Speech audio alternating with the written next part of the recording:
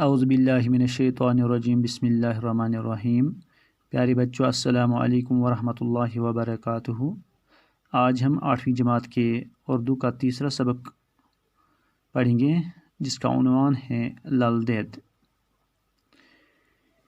کشمیر قدیم زمانے ہی سے ریشیوں، صنعتوں اور صوفیوں کا مسکن رہا ہے۔ انہی بزرگ ہستیوں میں ایک عظیم خاتون بھی گزری ہیں، جنہیں پیار اور عقیدت سے لوگ لل دید کے نام سے یاد کرتے ہیں۔ لل دید کی زندگی کے حالات کے بارے میں اگرچہ وثوق کے ساتھ بہت کچھ نہیں کہا جا سکتا، لیکن اتنا تو بہرحال یقینی ہے کہ وہ 14ویں صدی کے وسط میں سری نگر سے 6 میل دور جنوب مشرق کی طرف واقع ایک گاؤں سیمپور میں پیدا ہوئی۔ ان کے والدین نے اس وقت کے رواج کے مطابق چھوٹی عمر ہی میں ان کی شادی پامپور کے ایک پنڈت گھرانے میں کر دی۔ سسرال میں ان کا نام پدماوتی رکھا گیا۔ سسرال میں ساس اور شوہر کے برے سلوک کی وجہ سے لل دید کی ازدواجی زندگی بہت ہی تلخ گزری۔ اس ضمن میں کئی واقعات کشمیر کی لوک روایت کا حصہ بن چکے ہیں۔ کہا جاتا ہے کہ ایک بار لل دید کے سسرال میں بڑے پیمانے پر ایک دعوت ہوئی۔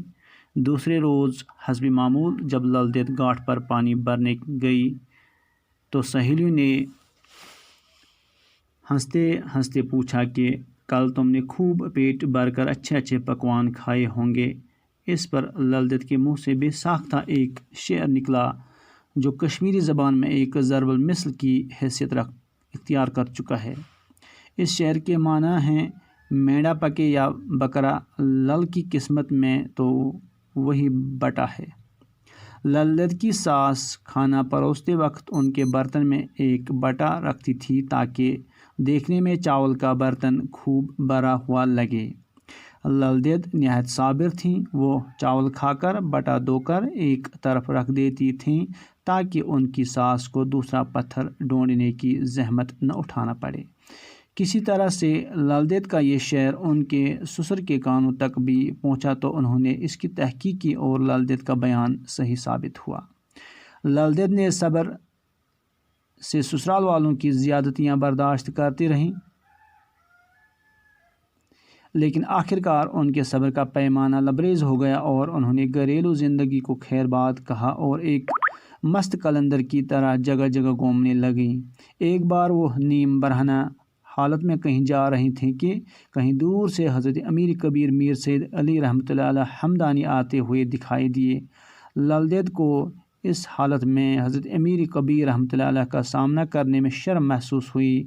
وہ کہیں چھپ جانا چاہتی تھیں، لیکن جب آس پاس میں چھپنے کی کوئی جگہ نہ ملی تو ایک نان بائی کی دکان میں دہکتے ہوئے تنور میں کود پڑی۔ بیچارے نان بائی کے تو ہوش ہی اڑ گئے۔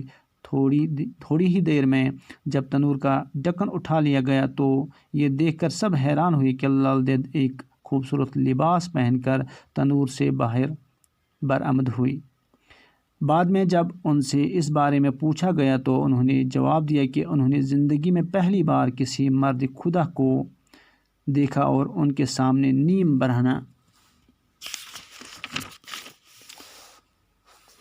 نیم برہنگی کی حالت میں چیتھڑے پہن کر جانے میں لاج آئی۔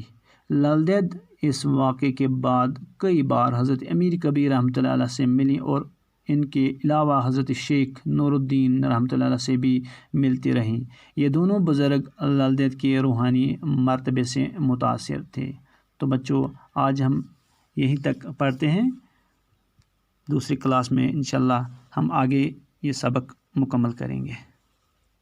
السلام علیکم۔